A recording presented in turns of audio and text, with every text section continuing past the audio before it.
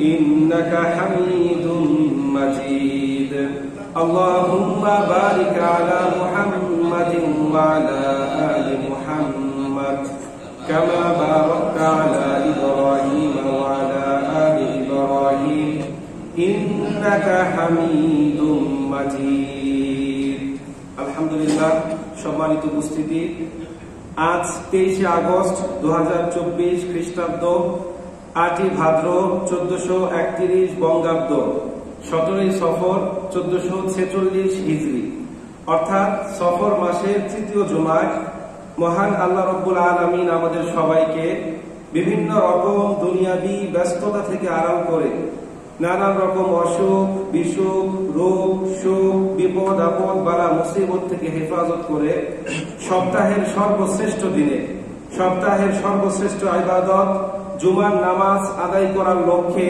পৃথিবীর সবচাইতে পবিত্রতম জায়গা আল্লাহর ঘর মসজিদে আসার তৌফিক দিয়েছেন। সেই জন্য অন্তরে অন্তঃস্থল থেকে সেই রবের দরবারে তারই শেখানো বাক্যে কালিমাত শুকর আদায় করি আলহামদুলিল্লাহ। আল্লাহুম্মা লাকাল হামদু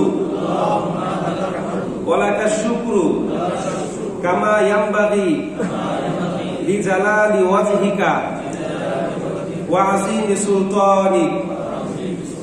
সকল প্রশংসা একজনের জন্য, তিনি কে? সম্মানিত উপস্থিতি, আমরা ধারাবাহিকভাবে মৃত্যু এবং এর পরবর্তী জীবন সম্পর্কে আলোচনা করেছিলাম। আমরা কিয়ামতের আলামত সম্পর্কে আলোচনা করেছিলাম, জান্নাত জাহান্নাম সম্পর্কে আলোচনা করেছিলাম। তো তারই ধারাবাহিকতায় আজকে আমাদের আলোচনার বিষয়বস্তু পরকাল দিবসে মানুষের আমলের কয়েকটা রাজ সাক্ষী।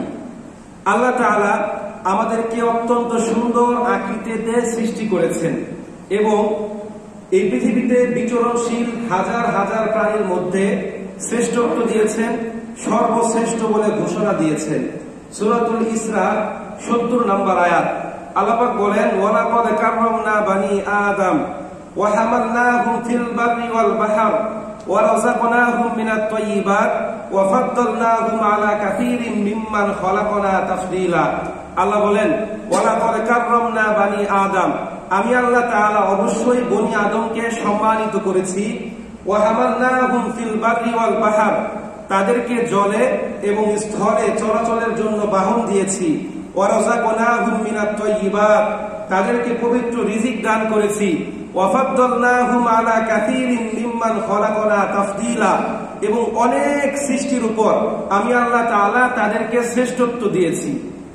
তো আল্লাহ পাক আমাদেরকে সৃষ্টি করেছেন তার দাসত্বের জন্য, আনুগত্যের জন্য। নিয়ম হচ্ছে সমস্ত মানুষ আল্লাহ পাক রব্বুল আলামিনের ইবাদত করবে, আর পৃথিবীতে যত মাখলুক বা সৃষ্ট জীব আছে তারা মানুষের খেদমত করবে। সুনানে বাইহাকির এক হাদিসে বিশ্বনবী সাল্লাল্লাহু আলাইহি ওয়াসাল্লাম বলেন, আদ-দুনিয়া খুলিকতু লাকুম ওয়া আনতুম খুলিকতুম লিল আখিরাহ, দুনিয়া এবং দুনিয়ার মধ্যে যা কিছু আছে এই সব কিছু তোমাদের জন্য সৃষ্টি করা হয়েছে, আর তোমাদেরকে সৃষ্টি করা হয়েছে পরকাল দিবসের জন্য। এই যে দুনিয়াতে আমরা আল্লাহ পাক রব্বুল আলামিন কর্তৃক আমাদেরকে দেয়া অফুরন্ত নিয়ামত, সুখ শান্তি আরাম আয়েশ ভোগ করছি, এগুলো কেন? আল্লাহ পাক রব্বুল আলামিনের দাসত্বের জন্য, তার ইবাদতের জন্য। এখন আমরা আল্লাহ প্রদত্ত নিয়ামত ভোগ করার বিনিময়ে তাকে কতটুকু ফিডব্যাক দিচ্ছি, কতটুকু আমল করছি, কতটুকু দাসত্ব করছি, এটা দেখার মতো কেউ আছে নাকি নেই? অবশ্যই আছে। আমাদের প্রত্যেকটা কাজ, প্রত্যেকটা কথা, ভালো মন্দ ছোট বড় সব কিছু রেকর্ড করার জন্য সর্বাক্ষণিক কয়েকটা রাজ সাক্ষী নিয়োজিত আছে। তারা প্রতিনিয়ত আমাদের সমস্ত কৃতকর্ম পর্যবেক্ষণ করে। আমরা সর্বদা এই কয়েকটা রাজ সাক্ষীর অন্তর্ভুক্ত। আমরা যেখানেই থাকি না কেন তাদেরকে অ্যাভয়েড করে বা এড়িয়ে চলার মতো কোনো ক্ষমতা আমাদেরকে আল্লাহ পাক রব্বুল আলামিন দেন নাই। আমরা যদি অনুপরিমাণ ভালো কাজ করি এটাও তারা দেখেন এবং লিখে রাখেন, আমরা যদি অনুপরিমাণ খারাপ কাজ করি এটাও তারা দেখেন এবং লিখে রাখেন। তো পরকাল দিবসে আমাদের বিপক্ষে আল্লাহ পাক রব্বুল আলামিন যে কয়েকটা রাজ সাক্ষী উপস্থিত করবে তার মধ্যে এক নাম্বার হচ্ছে জমিন, অর্থাৎ আমার আপনার পায়ের তলের মাটি। আল্লাহ পাক রব্বুল আলামিন সূরাতুত তাহার 55 নম্বর আয়াতের মধ্যে বলেন, মিনহা খলাকনাকুম ওয়া ফিহা নুঈদুকুম ওয়া মিনহা নুখরিজুকুম তারাতান উখরা। আমি মাটি থেকে তোমাদেরকে সৃষ্টি করেছি, এই মাটির মধ্যেই তোমাদেরকে শায়িত করা হবে, সর্বশেষ আমি আল্লাহ তাআলা এই মাটি থেকে তোমাদেরকে আবার পুনরায় জীবন দান করব। তো আমাদের আমলনামার 1 নাম্বার সাক্ষীকে এই জমিন, যার উপর আমরা বসবাস করি, চাষাবাদ করি, এটা থেকে আমরা এসেছি, আবার এই জমিনের মধ্যেই আমরা ফিরে যাব। এই জমিনের নিচে আল্লাহ পাক রব্বুল আলামিন তেল, গ্যাস, এরপর অনেক মূল্যবান খনিজ সম্পদ, পেট্রোল, স্বর্ণ, রূপা অনেক কিছু রেখেছে। মোট কথা আমাদের জীবন উপকরণের জন্য যা যা দরকার সব কিছু আল্লাহ পাক রব্বুল আলামিন কোথায় রেখেছেন? এই মাটির নিচে রেখেছেন। তো আমরা এই মাটির মধ্যে বসবাস করছি, এর নিয়ামত ভোগ করছি, কিন্তু এর মালিকের সাথে গাদ্দারি করছি, যার ফলে প্রতিনিয়ত এই জমিন আমাকে আপনাকে গিলে ফেলতে চায়, হজম করতে চায়, কিন্তু আল্লাহ পাক রব্বুল আলামিনের আদেশ না থাকায় এই জমিন সেটা করতে পারে না। কিন্তু এমন একটা দিন আসবে যেদিন এই জমিন তার আভ্যন্তরের সব কিছু বের করে দিবে এবং আমাদের প্রত্যেকটা কৃতকর্ম আল্লাহ পাক রব্বুল আলামিনের কাছে প্রকাশ করে দিবে। দলিল সূরাতুল জিলজাল। আল্লাহ রব্বুল আলামিন বলেন, ইযা যুলজিলাতিল আরদু জিলজালাহা ওয়া আখরাজাতিল আরদু আথকালাহা ওয়া ক্বালাল ইনসানু মা লাহা। আল্লাহ রাব্বুল আলামিন বলেন, যখন এই পৃথিবীকে প্রচন্ড বেগে কম্পন করা হবে, প্রচন্ড বেগে কম্পনের কারণে এই পৃথিবী তার অভ্যন্তরের সব কিছু বের করে দিবে। মানুষ চিৎকার করে বলতে থাকবে, এই জমিনের আজকে কি হলো, সে আমাদের সব কিছু বলে দিচ্ছে। কিতাবের নাম সহিহ মুসলিম, হাদিস নাম্বার 1013। রাসূল করিম সাল্লাল্লাহু আলাইহি সাল্লাম বলেন, সেদিন জমিন তার অভ্যন্তরে অবস্থিত সোনা, রূপা এবং স্তম্ভের ন্যায় কলিজার টুকরা সমূহ বের করে দিবে। এগুলো দেখার পর হত্যাকারী বলবে, এগুলোর জন্যই তো আমি আমার ভাইকে হত্যা করেছিলাম। আত্মীয়তার সম্পর্ক ছিন্নকারী বলবে, এগুলোর জন্যই আমি আমার আত্মীয়র সাথে সম্পর্ক ছিন্ন করেছিলাম।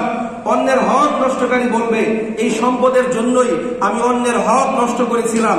চোর সেদিন বলবে, এই সম্পদের জন্যই আমি চুরি করেছিলাম, যার ফলে আমার হাত কর্তন করা হয়েছে। আজকে এই সম্পদ আমার সামনে, কিন্তু এগুলো কোনো কিছুই আমি নিয়ে যেতে পারছি না। কিতাবের নাম সুনানে আত-তিরমিজি, হাদিস নাম্বার 2429। রাসূল করিম সাল্লাল্লাহু আলাইহি সাল্লাম বলেন, হে আমার সাহাবীরা, তোমরা কি জানো সেদিন জমিন কোন কোন বিষয়ে আল্লাহ পাক রব্বুল আলামিনকে সংবাদ দিবে? তখন সাহাবা কেরাম বললেন, আল্লাহ এবং তার রাসূল ভালো জানেন। তখন রাসূল করিম সাল্লাল্লাহু আলাইহি সাল্লাম বললেন, এই জমিন তার অভ্যন্তরে থেকে প্রত্যেকটা নর নারী যা করেছে, প্রত্যেকটা কৃতকর্ম সে আল্লাহ পাক রব্বুল আলামিনের সামনে সেদিন প্রকাশ করে দিবে। মানুষ বলবে, এই জমিনের আজকে কি হলো? আমরা একা একা যেই কাজ করেছি, যেই কাজের খবর আমি ছাড়া আর কেউ জানতাম না, এটাও আজকে জমিন আল্লাহ পাক রব্বুল আলামিনের কাছে প্রকাশ করে দিচ্ছে। সেদিন জমিন বলবে, আজকে আমার রব আমাকে বাক শক্তি দিয়েছে, আমার জবান খুলে দিয়েছে। তোমরা দিনের আলোতে কি করেছো, রাতের আধারে কি করেছো, জনসম্মুখে কি বলেছো, নির্জনে কি পরিকল্পনা করেছো, আজকে সব কিছু আমি আল্লাহ পাক রব্বুল আলামিনের কাছে প্রকাশ করে দিব। সম্মানিত উপস্থিতি, আল্লাহ পাক রব্বুল আলামিনের আদেশ পেলে এই জমিন কতটা ভয়ঙ্কর রূপ নিতে পারে তা আমরা একটা ঘটনার মাধ্যমে জানার চেষ্টা করব। আল্লাহ পাক রব্বুল আলামিন সূরাতুল কাসাসের মধ্যে ঘটনা উল্লেখ করেছেন। তাফসীরে কুরতুবী, তাফসীরে ইবনে কাসির, তাফসীরে মারিফুল কুরআন, তাফসীরে কাশফ সহ সমস্ত বিশ্ববিখ্যাত তাফসীর গ্রন্থের মধ্যে মুফাসসিরিনে কেরাম এই ঘটনাটা উল্লেখ করেছেন। হযরত মূসা আলাইহিস সালাতু ওয়াস সালামের চাচাতো ভাই কারুন সম্পর্কে। আমি নরমালি ঘটনা বর্ণনা করি না, কিন্তু এটার মধ্যে অনেক শিক্ষা আছে। যদি আমাদের 7 থেকে 8 মিনিট ব্যয় হয়, তারপরও আমরা এই ঘটনা থেকে অনেক কিছু জানতে পারবো। তো কারণকে আল্লাহ পাক রব্বুল আলামিন অগাধ ধন সম্পদ এবং প্রভাব প্রতিপত্তি দিয়েছিল, যার চাবি বহন করার জন্য শক্তিশালী একদল যুবকের প্রয়োজন হতো। পাশাপাশি এই কারণ ছিল তাওরাত কিতাবের একজন হাফেজ, অর্থাৎ গোটা তাওরাত কিতাবটা তার মুখস্থ ছিল। সে অত্যন্ত সুললিত কণ্ঠে এই তাওরাত কিতাব তেলাওয়াত করতে পারত। ঠিক আমাদের মতো, আমাদের সামনে যখন কেউ কোরআন তেলাওয়াত করে তখন আমাদের খুব ভালো লাগে, চোখ দিয়ে পানি বের হয়ে যায়। আর যেই ব্যক্তি এই কোরআনের তাফসীর করে, ব্যাখ্যা করে, এই কোরআনের যথাযথ আইন বাস্তবায়ন করার জন্য চেষ্টা করে, তাকে আমাদের ভালো লাগে না, ঠিক কিনা? সম্মানিত উপস্থিতি, যার সবচাইতে বড় প্রমাণ হচ্ছে মিশরের সাবেক স্বৈরশাসক জামাল আব্দুল নাসের। তার আমলে অত্যন্ত সুন্দর কণ্ঠে এই কোরআন তেলাওয়াত করার কারণে তৎকালীন বিশ্ববিখ্যাত কারি আব্দুল বাসেতকে দেওয়া হয়েছে রাষ্ট্রীয় কারির মর্যাদা, তাকে দেওয়া হয়েছে স্বর্ণপদক। পক্ষান্তরে এই কোরআনের ব্যাখ্যা লেখার জন্য, কোরআনের আইন বাস্তবায়ন করার জন্য তৎকালের বিখ্যাত লেখক গবেষক সাইয়্যিদ কুতুব রহমাতুল্লাহি আলাইহির গলায় পরানো হয়েছিল কি? ফাঁসির দড়ি। এর একমাত্র কারণ হচ্ছে সে কোরআনের যথাযথ ব্যাখ্যা করেছে, কোরআনের আইন বাস্তবায়ন করার জন্য চেষ্টা করেছে। তো ঠিক তদ্রুপ আমাদের কাছেও কোরআন তেলাওয়াত অত্যন্ত অত্যন্ত ভালো লাগে। কোরআনের তেলাওয়াত শুনতে আমাদের কারো বাধা নাই, কিন্তু যখন কেউ এই কোরআনের আইন প্রতিষ্ঠার কথা বলে তখন তাকে দেখতে আমাদের খারাপ লাগে। জোরে বলতে হবে, ঠিক কিনা? তো যাই হোক, এই কারণকে আল্লাহ পাক রব্বুল আলামিন অনেক ধন সম্পদ দিয়েছিল। ধন সম্পদের মোহে তার অহংকার এবং দাম্ভিকতা অনেক বেড়ে গেল। এই অহংকার হচ্ছে এমন এক বিষ, এটা যদি কারো চরিত্রের মধ্যে একবার প্রবেশ করে তাহলে তার ধ্বংস অনিবার্য। ওই ব্যক্তি সমাজ, জাতি এবং গোটা রাষ্ট্রের জন্য বিপদ ডেকে আনে, যার বাস্তব নমুনা গত 15 বছর 16 বছর আমরা প্রত্যক্ষ করেছি। এবং এই অহংকারের কি পরিণত হয় এটাও আমরা দেখেছি। জুড়ে বলতে হবে, ঠিক কিনা? সম্মানিত উপস্থিতি, এই জন্য আমাদের কি করতে হবে? এই অহংকারকে বর্জন করতে হবে। তো কারুন ক্ষমতার মোহে, সম্পদের মোহে মুসা আলাইহিস সালাতু ওয়াস সালামের সাথে হিংসা বিদ্বেষ শুরু করলো। সে বলতে শুরু করলো যে মুসার স্থলাভিষিক্ত হওয়ার জন্য আমি একমাত্র উপযুক্ত, কিন্তু সে আমাকে তার নায়েব না বানিয়ে তার ভাই হারুনকে তার সহকারী নবী বানিয়েছে। হারুন হচ্ছে তার আপন ভাই আর আমি হলাম তার চাচাতো ভাই, অর্থাৎ মুসা স্বজনপ্রীতি করেছে। তার ক্ষমতার মোহে, সম্পদের মোহে সে ভুলে গিয়েছিল যে নবুয়ত ও রিসালাতের পদমর্যাদা শুধুমাত্র আল্লাহ পাক রব্বুল আলামিনের পক্ষ থেকে আসে, যার জন্য সে মুসা আলাইহিস সালাতু ওয়াস সালামের সাথে হিংসা বিদ্বেষ শুরু করলো। পাশাপাশি সে তার জাতির উপর নিপীড়ন নির্যাতন শুরু করলো। এক পর্যায়ে তার জাতির লোকজন কর্তৃক তাকে বলা হলো, এ কারণ তুমি দম্ভ করো না, আল্লাহ পাক রব্বুল আলামিন কখনোই দাম্ভিকদেরকে ভালোবাসে না। আল্লাহ তোমাকে যা সম্পদ দিয়েছে এগুলো তুমি আল্লাহর রাস্তায় ব্যয় করো। তখন কারুন বলল, আল্লাহ আমাকে আসমান থেকে এই সম্পদ দেয় নাই, এই সম্পদ আমি আমার বিদ্যা বুদ্ধি পরিশ্রম দ্বারা অর্জন করেছি। এখন বলেন তো, পরিশ্রম দ্বারা সম্পদ উপার্জন সম্ভব? পরিশ্রম দ্বারা যদি সম্পদ উপার্জন সম্ভব হতো তাহলে যেই ব্যক্তি রিক্সা চালায়, ঠেলাগাড়ি চালায়, যেই ব্যক্তি যুগালি কাজ করে, ওই ব্যক্তির পরিশ্রম আমার আপনার চাইতে বেশি না কম? তাহলে ওই ব্যক্তি সবচাইতে বেশি সম্পদের মালিক হতো, ঠিক কিনা? আমি আপনি এসি রুমে বসে মাস শেষে 2 লাখ টাকা ইনকাম করি, আরেকজন রোদ বৃষ্টি ঝড়ের মধ্যে মাটি কেটে দিন শেষে 750 টাকা আয় করে, ঠিক কিনা? তো পরিশ্রম দ্বারা কখনোই ধন সম্পদ উপার্জন করা যায় না। আল্লাহ পাক বলেন, ওয়াত্তাকু আমওয়ালাকুম ওয়া আওলাদাকুম ফিতনা, তোমরা জেনে রেখো তোমাদের ধন সম্পদ সন্তান সন্ততি সবকিছুই তোমাদের জন্য কি? একটা পরীক্ষা। এর মানে বোঝা যায় আল্লাহ কাউকে সম্পদ দিয়ে পরীক্ষা করে, আবার আল্লাহ পাক রব্বুল আলামিন কাউকে সম্পদ না দিয়ে পরীক্ষা করে, ঠিক কিনা? সম্মানিত উপস্থিতি, সূরাতুল কাসাস 76 থেকে 78 নম্বর আয়াত, আল্লাহ পাক রব্বুল আলামিন বলেন, ইন্না কারুনা কানা মিন কওমি মূসা ফাবাগা আলাইহিম ওয়া আতাইনাহু মিনাল কুনুজি মা ইন্না মাফাতিহাহু লাতানূউ বিল উসবাতি উলিল কুওয়া ইয ক্বালা লাহু কওমুহু লা তাফরাহ ইন্নাল্লাহা লা ইউহিব্বুল ফারিহিন। আল্লাহ বলেন, ইন্না কারুনা কানা মিন কওমি মূসা ফাবাগা আলাইহিম, নিশ্চয় কারুন ছিল মূসা আলাইহিস সালাতু ওয়াস সালামের সম্প্রদায়ভুক্ত একজন লোক। ওয়া আতাইনাহু মিনাল কুনুজি মা ইন্না মাফাতিহাহু লাতানূউ বিল উসবাতি উলিল কুওয়া, আমি আল্লাহ তাআলা তাকে এত সম্পদ দান করেছিলাম যেগুলোর চাবি বহন করার জন্য কয়েকজন শক্তিশালী যুবকের প্রয়োজন হতো। ইয ক্বালা লাহু কওমুহু লা তাফরাহ ইন্নাল্লাহা লা ইউহিব্বুল ফারিহিন, যখন তার জাতির লোকজন কর্তৃক তাকে বলা হলো, ইয়া কারুন তুমি দম্ভ করো না, নিশ্চয়ই আল্লাহ তাআলা কখনোই দাম্ভিকদেরকে পছন্দ করেন না। তারা আরো বলল, ওয়াবতাগি ফীমা আতাকাল্লাহুদ দারুল আখিরা, হে কারুন আল্লাহ তোমাকে যে ধন সম্পদ দিয়েছে এগুলো দ্বারা তুমি পরকাল দিবসে তোমার নাজাতের চেষ্টা করো। ওয়ালা তানসা নাসিবাকা মিনাদ দুনিয়া, পাশাপাশি তোমার দুনিয়ার যে দায়িত্ব কর্তব্য আছে এগুলো তুমি ভুলে যেও না। ওয়া আহসিন কামা আহসানাল্লাহু ইলাইক, আর তুমি মানুষের প্রতি অনুগ্রহ করো যেমনি ভাবে সম্পদ দিয়ে আল্লাহ পাক রব্বুল আলামিন তোমার উপর অনুগ্রহ করেছে। ওয়ালা তাবগিল ফাসাদা ফিল আরদ, হে কারুন তুমি কখনোই জমিনে ফিতনা ফাসাদ করো না। ইন্নাল্লাহা লা ইউহিব্বুল মুফসিদিন, নিশ্চয়ই আল্লাহ তাআলা কখনোই ফাসাদকারীকে ভালোবাসে না। তো যাই হোক, অনেক লম্বা ঘটনা। একদিন কারুন তার চাকচিক্যময় পোশাক, আমলা কামলা যা আছে সবাইকে নিয়ে সে অত্যন্ত শান শৌকতপূর্ণ পরিবেশে বাইরে বের হলো। তো এটা দেখার পর মানুষ বলল, ইস, আল্লাহ মনে হয় কারুনের উপর দয়া মায়া রহমত যা আছে সব কিছু করেছে, আল্লাহ কারুনকে অনেক সম্পদ দিয়েছে। কয়েকদিন পূর্বে আমরা যেমন আমাদের দেশের এমপি মন্ত্রীদের দেখে হিংসা করতাম, ইস, যদি আল্লাহ তাদের মতো আমাদের সম্পদ দিত, সম্মান দিত, আজকে আমরা তাদের দেখে নাক সিটকায় তাদেরকে ঘৃণা করি, ঠিক কিনা? তার মানে সম্পদ দিলেই আল্লাহ পাক রব্বুল আলামিন কি করে না? মানুষকে অনুগ্রহ করে না। তো যাই হোক, মুসা আলাইহিস সালাতু ওয়াস সালামের উপর আল্লাহ পাক রব্বুল আলামিন যাকাতের বিধান দিলেন। মুসা আলাইহিস সালাতু ওয়াস সালাম কারুনকে বললেন, ইয়া কারুন, তোমার সম্পদ থেকে যাকাত দিতে হবে। তো তার সময়ে যাকাতের হিসাবটা ছিল এমন যে প্রত্যেক 1000-এ 1 দিনার আর প্রত্যেক 1000 বকরির বিনিময়ে একটা বকরি আল্লাহর রাস্তায় দান করতে হবে। কারণ বলল, ঠিক আছে, যাকাত দিয়ে দিব। তো সে যখন বাড়িতে গিয়ে তার খাজাঞ্চি কর্মকর্তা কর্মচারী নিয়ে হিসাব কষলো, হিসাব কষার পর দেখলো যদি আমি এইভাবে আমার সম্পদ দান করি তাহলে আমার সম্পদের বিপুল একটা অংশ আমার হাত ছাড়া হয়ে যাবে। এবার সে একটু বেঁকে বসলো। এখন আমরা যেমন করি, যখন আমাদের কারো কাছে 1 লক্ষ টাকা থাকে, 1 লক্ষ টাকায় 2500 টাকা যাকাত আসে, আমরা অত্যন্ত সুরসুর করে যাকাত আদায় করে দিই। যখন 100 কোটি টাকা থাকে, 100 কোটি টাকা থেকে যখন 2.5 কোটি টাকা যাকাত আসে, তখন ব্যাপারটা একটু বড় সড়ো ভাববার বিষয়, ঠিক কিনা? তখন আমরা ভাবি 2.5 কোটি টাকা আল্লাহর রাস্তায় প্রত্যেক বছর দিয়ে দিব।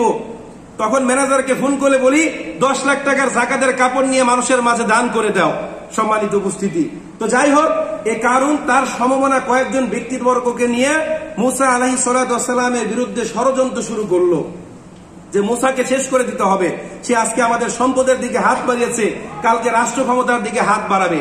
এখন যেমন আলেমরা হক কথা বলার পর আলেমদের উপর বিভিন্ন রকম অত্যাচার অপবাদ দিয়ে জেলখানায় বন্দী করে রাখা হয়, এটা কিন্তু আজ না, পৃথিবীর শুরুলগ্ন থেকেই এমন। একটা গোষ্ঠী জালেম আর একটা গোষ্ঠী আলেম। তো জালেমরা সব সময় আলেমদের উপর নিপীড়ন নির্যাতন করে, এটা পৃথিবীর শুরুলগ্ন থেকেই। সম্মানিত উপস্থিতি, তো যাই হোক, এই কারুন তখন একজন জেনাকারী মহিলাকে ভাড়া করলো মুসা আলাইহিস সালাতু ওয়াস সালামের উপর ব্যভিচারের অভিযোগ দেওয়ার জন্য। তো মুসা আলাইহিস সালাতু ওয়াস সালাম একদিন তার কিছু উম্মতদের সামনে বয়ান করছিলেন যে, শুনো, কেউ যদি চুরি করে তাহলে আমরা তার হাত কেটে দিব, আর কেউ যদি ব্যভিচার করে আমরা তাকে বেত্রাঘাত করব। পক্ষান্তরে বিবাহিত কেউ যদি ব্যভিচার করে আমরা পাথর নিক্ষেপ করতে করতে তাকে হত্যা করব। তো তখন কারুন তার দলবল নিয়ে সেখানে উপস্থিত হয়ে বলল, ইয়া মুসা, এই আইন কি সবার জন্য? মুসা আলাইহিস সালাতু ওয়াস সালাম বললেন, হ্যাঁ, সবার জন্য। তোমার জন্য? মুসা আলাইহিস সালাতু ওয়াস সালাম বললেন, হ্যাঁ। তখন এই কারুন বলল, মুসা, তুমি নিজেই তো জিনা করো, তুমি নিজেই তো ব্যভিচার করো, আবার তুমি ব্যভিচারের বিরুদ্ধে কথা বলো। তো মুসা আলাইহিস সালাতু ওয়াস সালাম বললেন, তুমি কি এটা প্রমাণ করতে পারবে? কারুন বলল, হ্যাঁ। তখন ওই মহিলাকে সামনে আনা হলো। মুসা আলাইহিস সালাতু ওয়াস সালাম ওই মহিলাকে জিজ্ঞাসাবাদ করলেন, ইয়া মহিলা, তুমি সত্য কথা বলবে, আদৌ কি আমি তোমার সাথে ব্যভিচার করেছি? তখন ওই মহিলা ভয় পেয়ে গেল যে মুসা তো আল্লাহর নবী, যদি আমি মিথ্যে কথা বলি তাহলে তো আমার উপর আল্লাহর গজব আসবে। ওই মহিলা কাঁপতে কাঁপতে তো সব সত্য কথা প্রকাশ করে দিল, বলল যে না, কারুন আমাকে ভাড়া করেছে মুসার বিরুদ্ধে অপবাদ দেওয়ার জন্য। তো সাথে সাথে মুসা আলাইহিস সালাতু ওয়াস সালাম মাটিতে সিজদায় লুটিয়ে পড়ল। কেন? একজন নবীর উপর ব্যভিচারের অভিশাপ, ব্যভিচারের কি জানো আপনার দোষ চাপিয়ে দাও, এটা কি কম বড় কথা? আল্লাহ পাক রব্বুল আলামিন নবীদেরকে নিষ্পাপ ঘোষণা করেছে। তো যাই হোক, সঙ্গে সঙ্গে আল্লাহ পাক রব্বুল আলামিন বললেন, ইয়া মুসা, আমি জমিনকে তোমার অজ্ঞাবহ করে দিলাম, আজকে তুমি জমিনকে যা বলবে জমিন তাই বলবে। তো মুসা আলাইহিস সালাতু ওয়াস সালাম ছিলেন কিছুটা রাগী প্রকৃতির, সে সাথে সাথে বলল, ইয়া আরদু খুজিহি, হে জমিন তুই কারুনকে গিলে ফেল। সঙ্গে সঙ্গে জমিন হাঁটু পর্যন্ত কারুনকে গিলে ফেললো। তো এটা দেখার পর কারুন তো ভয়ে একেবারে নড়াচড়া করছে, কাঁপছে। সে মুসাকে বলল, মুসা, আমাকে ক্ষমা করে দাও। এখন বলেন, মুসা আলাইহিস সালাতু ওয়াস সালাম কি ক্ষমা করার মানুষ? সে কিন্তু অত্যন্ত রাগী প্রকৃতির একজন নবী ছিল, অত্যন্ত ভালো। যাই হোক, সে তাকে ক্ষমা করলো না, যার ফলে আল্লাহ পাক রব্বুল আলামিন এই কারুনকে মাটির নিচে ডাবিয়ে দিলেন। তাফসীরের কিতাবের মধ্যে আছে কিয়ামত পর্যন্ত কারুন এই মাটির নিচে ডাবতে থাকবে। সূরাতুল কাসাস 81 নম্বর আয়াত, আল্লাহ বলেন, ফাখাসাফনা বিহি ওয়া বিদারিহিল আরদ ফামা কানা লাহু মিন ফিয়াতি ইয়ানসুরুনাহু মিন দুনিল্লাহ ওয়া মা কানা মিনাল মুনতাসিরিন।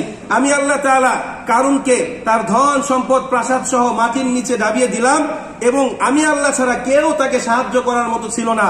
তার ধন সম্পদ সেদিন তার কোনো কাজে আসে নাই। সম্মানিত উপস্থিতি, তো যে জমিন আল্লাহর আদেশে কারুনকে গিলে ফেলেছে সেই আল্লাহ কি এখন আছে নাকি নেই? এই জমিনের ক্ষমতা এখন আছে নাকি নেই? আল্লাহ পাক রব্বুল আলামিন বলেন, ইন্না বাতশা রব্বিকা লাশাদীদ। হে দুনিয়ার মানুষ, তোমাদের রবের ধরা বড় কঠিন ধরা। আল্লাহ পাক রব্বুল আলামিন ছাড় দেন কিন্তু ছেড়ে দেন না। আল্লাহ মানুষকে অনেক সুযোগ দেন শুধরানোর জন্য, কিন্তু যখন না শুধরায় তখন আল্লাহ পাক রব্বুল আলামিন এমন ভাবে ধরে তখন ছোটার আর কোনো সুযোগ থাকে না, যার বাস্তব নমুনা আমরা কয়েকদিন আগেই দেখেছি। সূরাতুন নামল 69 নম্বর আয়াত। আল্লাহ পাক রব্বুল আলামিন বলেন, কুল সিরু ফিল আরদ ফানজুরু কাইফা কানা আকিবাতুল মুজরিমিন। হে আমার প্রিয় হাবিব, আপনি দুনিয়ার সমস্ত মানুষদেরকে জানিয়ে দিন, তোমরা গোটা দুনিয়া সফর করো এবং আমি আল্লাহ পাক রব্বুল আলামিন যাদেরকে শাস্তি দিয়েছি তাদের দৃশ্য তোমরা অবলোকন করো, দেখো, সেখান থেকে শিক্ষা গ্রহণ করো। আজকে মানুষ গোটা পৃথিবীর বিভিন্ন প্রান্তে জলে, স্থলে, মহাকাশে সব দুঃসাহসিক অভিযান প্রেরণ করছে, কিন্তু এখান থেকে আমরা আদৌ মোটেও শিক্ষা গ্রহণ করি না। অধ্যাপক হেগেল বলেন, we learn from the history that we don't learn from the history. এটাও ইতিহাসের শিক্ষা যে ইতিহাস থেকে মানুষ শিক্ষা গ্রহণ করে না। অনেক ঐতিহাসিক বলেন, ইতিহাস মাঝে মাঝেই তার পুনরাবৃত্তি ঘটায়, মাঝে মাঝে ইতিহাস ফিরে আসে, কারণ অতীতে আমরা অনেক স্বৈরা শাসকদের আমল দেখেছি। ইতালির সাবেক ফ্যাসিবাদী প্রধানমন্ত্রী মুসোলিনির ইতিহাস আমি পড়েছি, জার্মানির সাবেক চ্যান্সেলর অ্যাডলফ হিটলারের ইতিহাস আমি পড়েছি, সোভিয়েত ইউনিয়নের সাবেক প্রেসিডেন্ট জোসেফ স্ট্যালিনের ইতিহাস আমি পড়েছি, চীনের সাবেক কমিউনিস্ট পার্টির চেয়ারম্যান মাও সেতুং এর ইতিহাস আমি পড়েছি। একজন জগৎ বিখ্যাত ইসলামিক স্কলার বলেছিলেন যে জালেম সব কিছু বন্ধ করতে পারে, কিন্তু নিজের পতনের যে রাস্তা থাকে এই পতনের রাস্তাটা সে কখনোই বন্ধ করতে পারে না। এই জন্য প্রিয় উপস্থিতি, আমাদের অতীত থেকে শিক্ষা গ্রহণ করতে হবে। আল্লাহ বলেন, ফাতাবিরু ইয়া উলিল আবসার ফাতাবিরু ইয়া উলিল আলবাব। অবশ্যই এগুলোর মধ্যে রয়েছে যারা চক্ষুষ্মান, যারা জ্ঞানী, তাদের জন্য দিক নির্দেশনা। তো আজকে আমরা জলে, স্থলে সব জায়গায় ঘুরে বেড়াচ্ছি। আল্লাহ বলছেন, হে আমার বান্দারা, তোমরা পৃথিবীটা ঘুরে দেখো এবং আমি আল্লাহ তাআলা যাদেরকে নিয়ামত দিয়েছি এই নিয়ামত অবলোকন করো। আমি আল্লাহ তাআলা অবাধ্যতার কারণে যাদেরকে শাস্তি দিয়েছি তাদেরকেও তোমরা দেখো, দেখে শিক্ষা নাও এবং আমি আল্লাহর সাথে কখনোই বিরোধিতা করো না। তো পরকাল দিবসে আমাদের 1 নম্বর সাক্ষীর নাম কি? 1 নম্বর সাক্ষী কে? এবার আসি পরকাল দিবসে 2 নম্বর সাক্ষী। পরকাল দিবসে আমাদের যাবতীয় কৃতকর্মের 2 নম্বর সাক্ষী হচ্ছে ফেরেশতা। সূরাতুল ইনফিতর 10 থেকে 12 নম্বর আয়াত। আল্লাহ বলেন, ওয়া ইন্না আলাইকুম লাহাফিজিন কিরামান কাতিবিন ইয়ালামুনা মা তাফআলুন। অবশ্যই অবশ্যই তোমাদের প্রত্যেকটা কৃতকর্ম সংরক্ষণ করা হয়। সম্মানিত লেখকদ্বয় ফেরেশতা তোমাদের প্রত্যেকটা কৃতকর্ম সম্পর্কে জানেন। আমরা জন্ম থেকে শুরু করে মৃত্যু অবধি যে কয়টা কাজ করি না কেন সব সময় তারা আমাদের সাথে থাকে। বাথরুমে কিংবা টয়লেটে, গোসলখানায় কিংবা ওয়াশরুমে, যেখানেই আমরা থাকি, জলে, স্থলে, খোলা আকাশের নিচে, 4 দেয়ালের মাঝখানে, সব জায়গায় আমরা তাদের আওতাভুক্ত। তাদেরকে ফাঁকি দেওয়ার মতো কোনো সুযোগ আমাদের নাই। আমরা চাইলে ডিবি, এনএসআই, বিজিএফ, এরপরে যত গোয়েন্দা সংস্থা আছে তাদেরকে ফাঁকি দিতে পারি, সিসি ক্যামেরাকে ফাঁকি দিতে পারি, স্যাটেলাইটের যে তীক্ষ্ণ দৃষ্টি আছে এটাকেও আমরা ফাঁকি দিতে পারি। কিন্তু আল্লাহ পাক যে ফেরেশতাদেরকে আমাদের সামনে নিযুক্ত করেছে আমাদের সাথে, তাদেরকে ফাঁকি দেওয়ার কোনো সুযোগ আছে? বলেন, আছে? সূরাতুল কাহফ 21 থেকে 24 নম্বর আয়াত। আল্লাহ বলেন, ওয়াজাআত কুল্লু নাফসিম মাহা সাইকু ওয়া শাহিদ লাকাদ কুনতা ফি গফলাতিন মিন হাযা ফাকাশাফনা আনকা গিতাআকা ফাবাসুরুকাল ইয়াওমা হাদিদ। আল্লাহ বলেন, সেদিন প্রত্যেক মানুষের সঙ্গে থাকবে একজন সায়েক আর একজন শাহিদ। তো সায়েক শব্দের অর্থ হচ্ছে রাখাল, যে একটা নির্দিষ্ট স্থান থেকে বকরির পালকে হাঁকিয়ে একটা নির্দিষ্ট জায়গায় পৌঁছে দেয়। আর শাহিদ শব্দের অর্থ হচ্ছে সাক্ষী। তো মুফাসসিরিনে কেরাম বলেন, মৃত্যুর পরবর্তী জীবনে কবর থেকে আমাদেরকে উঠিয়ে যখন হাসরের ময়দানে নেওয়া হবে তখন আমাদের সঙ্গে 2 জন থাকবে। একজন আমাদেরকে হাঁকিয়ে হাসরের ময়দানে নিয়ে যাবে, আরেকজনের হাতে থাকবে আমাদের ফাইল, আমাদের কৃতকর্ম, আমাদের আমলনামা। আল্লাহ পাক রব্বুল আলামিন বলেন, লা ইয়াসুনাল্লাহা মা আমারাহুম ওয়া ইয়াফআলুনা মা ইউমারুন। তারা আল্লাহর কোনো আদেশ অমান্য করে না, আল্লাহ যা আদেশ করে তারা প্রত্যেকটা আদেশ পালন করে। সম্মানিত উপস্থিতি, 3 নম্বর রাত সাক্ষী। পরকাল দিবসে আমাদের যাবতীয় কৃতকর্মের ৩ নাম্বার রাজ সাক্ষী হবে আমাদের আমল নামা। এই আমল নামা হচ্ছে এমন এক সংরক্ষিত রেজিস্টার যেটা পরিবর্ধন, সংকুচন, সংযোজন, বিয়োজন করার কোনো ক্ষমতা আমার আপনার নাই। আমি আপনি যা করব প্রত্যেকটা কৃতকর্ম সেখানে লিপিবদ্ধ করা হবে।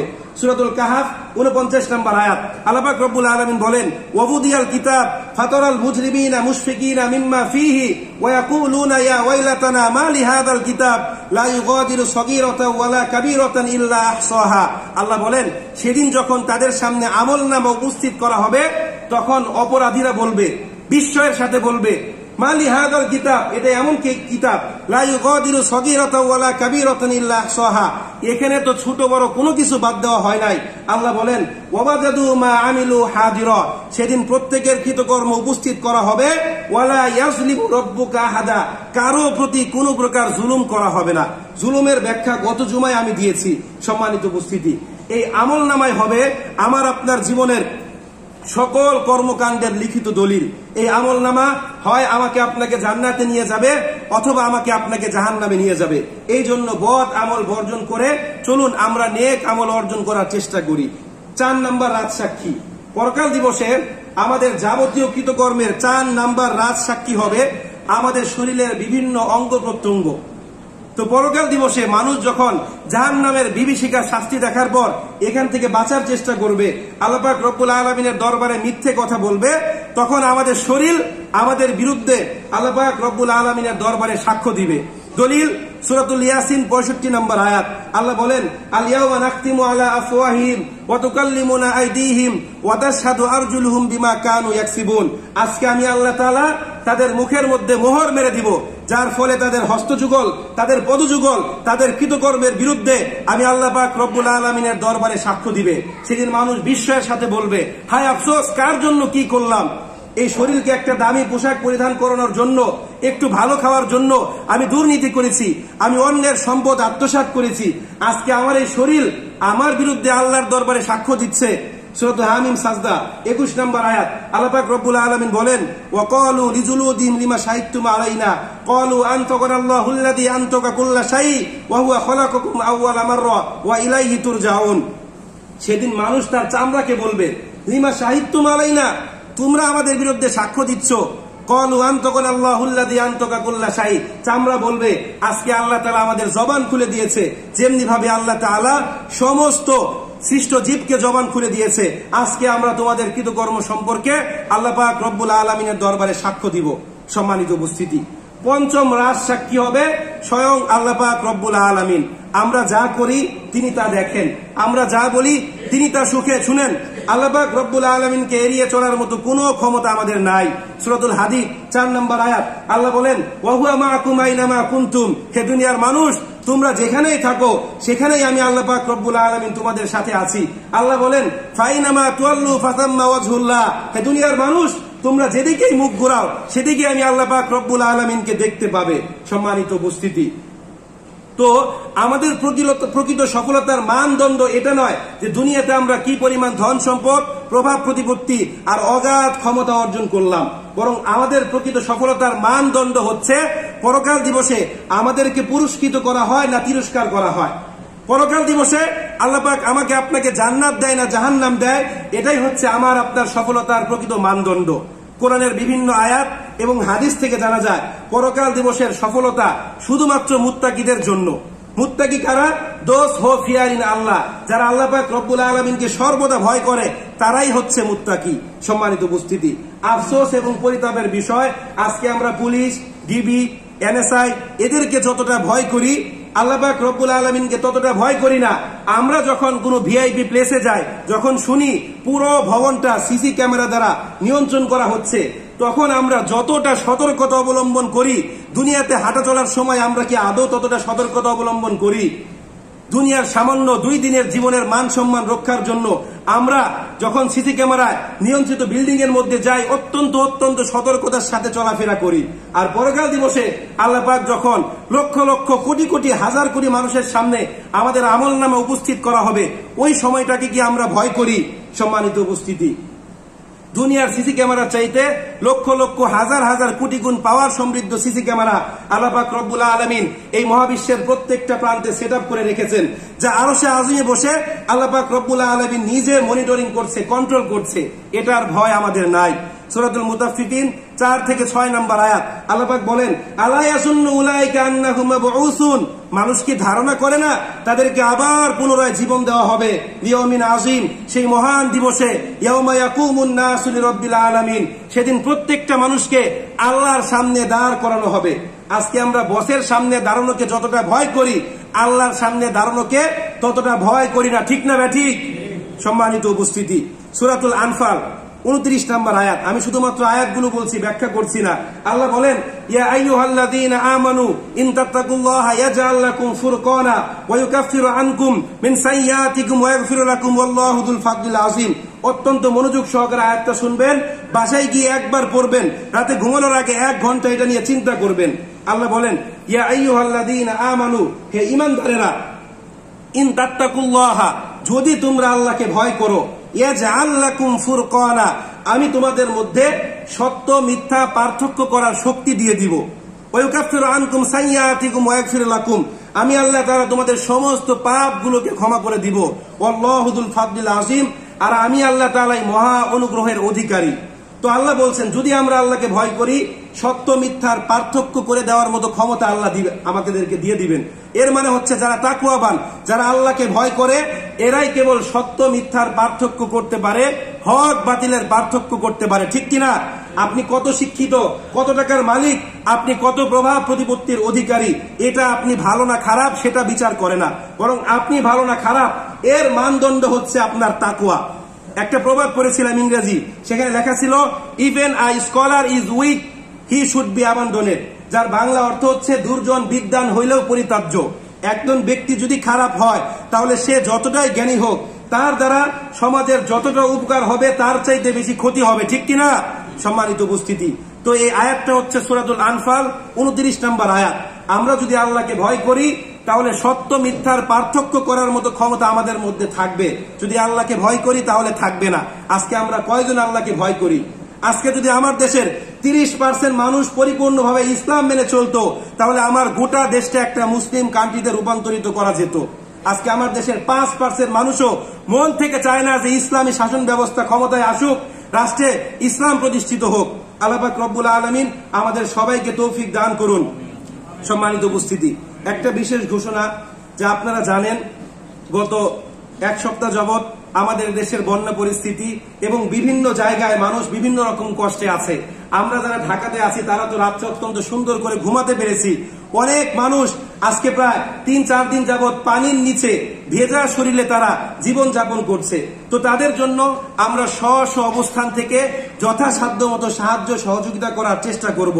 পাশাপাশি আমাদের যে পার্শ্ববর্তী দেশ, যাদেরকে আমরা বন্ধু ভাবি, আদৌ কি তারা আমাদের বন্ধু? তারা ফারাক্কায় বাঁধ নির্মাণ করেছে আমাদেরকে পানি শূন্য করে মারার জন্য। তারা তিস্তা প্রকল্পে বাঁধ নির্মাণ করেছে আমাদেরকে পানিতে ডুবিয়ে মারার জন্য। এর মানে তারা আমাদের ভাতে মারবে, পানিতে মারবে। স্বাধীনতার পর থেকে শুরু করে এখন পর্যন্ত তারা যতটা না আমাদের উপকার করেছে, তার চাইতে বেশি ক্ষতি করেছে। আজকে আমার ভাই আবরার ফাহাদ 2019 সালে তাদের বিরুদ্ধে কথা বলার কারণে তাকে নির্মমভাবে পিটিয়ে হত্যা করা হয়েছে। আজকে আমার দেশের অনেক মানুষ এটা নিয়ে কথা বলতেও ভয় পায়, কিন্তু এখন আমাদের ভয় করলে চলবে না। বন্ধু শত্রু চেনার সময় হয়ে গিয়েছে। সম্মানিত উপস্থিতি, আমরা স্ব অবস্থান থেকে এই যারা বন্যায় এফেক্টেড হয়েছে তাদেরকে সাহায্য সহযোগিতা করার চেষ্টা করব। আল্লাহ পাক রব্বুল আলামিন আমাদের সবাইকে তৌফিক দান করুন। সবার মনকে আল্লাহ পাক রব্বুল আলামিন বড় করে দিন।